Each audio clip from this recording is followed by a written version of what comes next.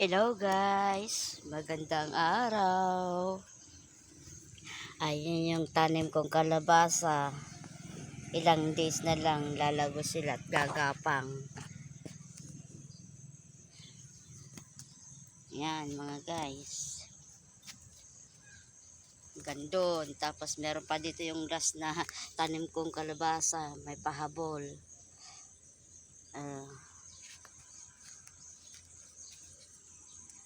Mga ilang linggo pa yan.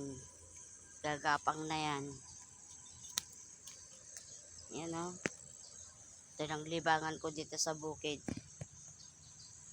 Ay magtanim ng gulay. Para meron kang aanihin.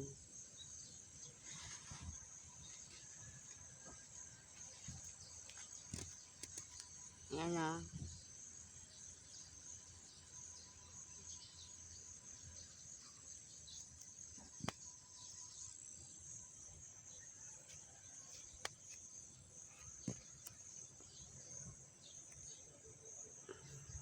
Malalaki na rin yung mga okra dito.